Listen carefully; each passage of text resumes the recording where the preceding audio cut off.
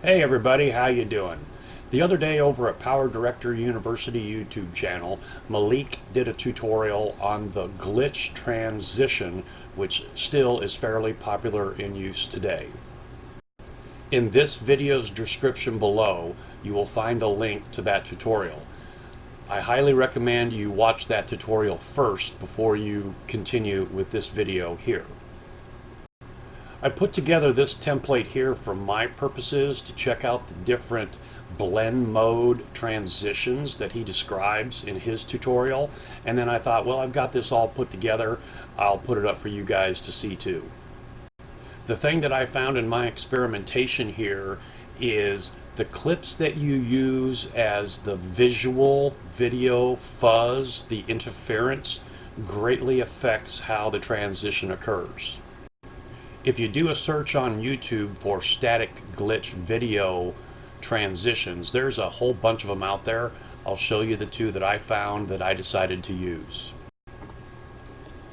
The first one that I found that I really liked was the static blue screen glitch effect free VHS noise overlay, free stock footage archive here on YouTube. It is Creative Commons Attribution 4.0 International License.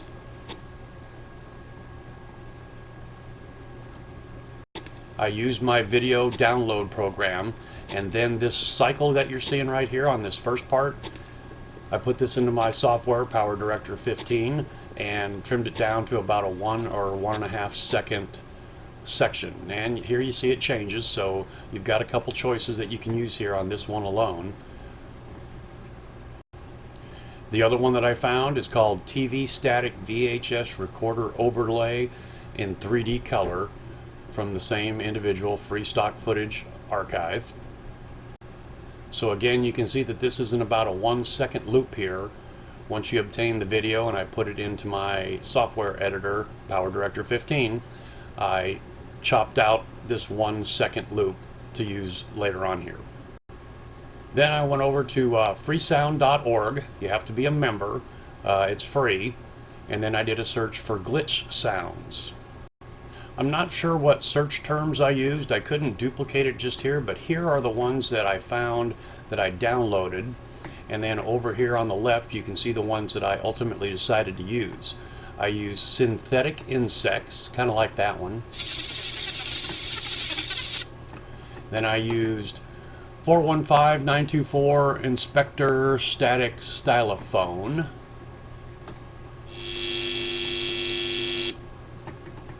And then 384132 Dodie 21 Malfunction Static.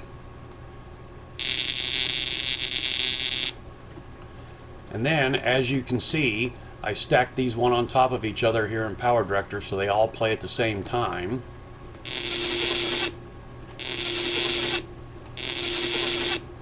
Then I had taken those two pieces of video and I put them on tracks 1 and track 2, and then in the PIP designer I set both of those opacity at 50% so each one shows through just a little bit, and this is my final glitch movie.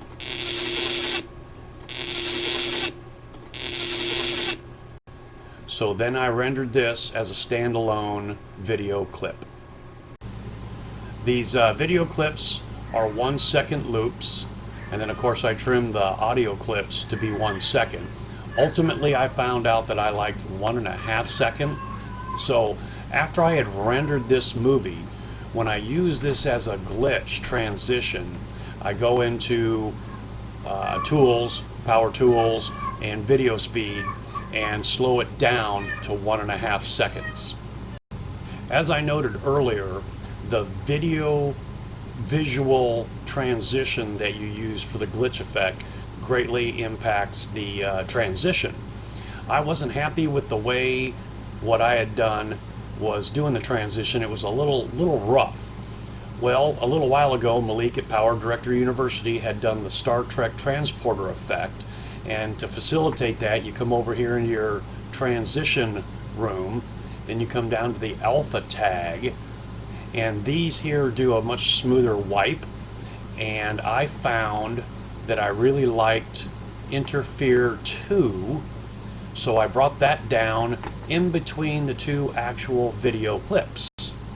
Then below that you see this 1.5 second glitch video with sound that I created from what I showed you just a few minutes ago.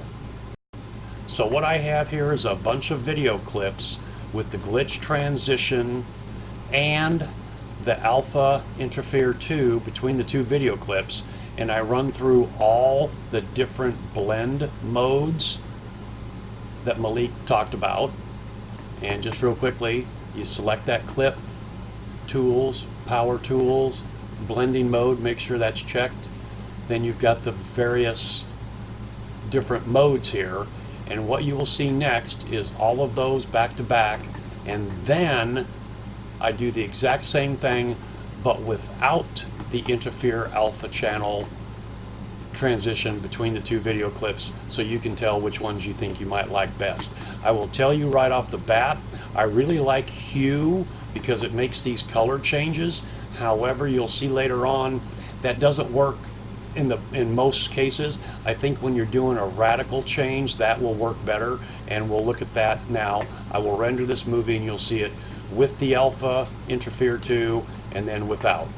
Stay tuned.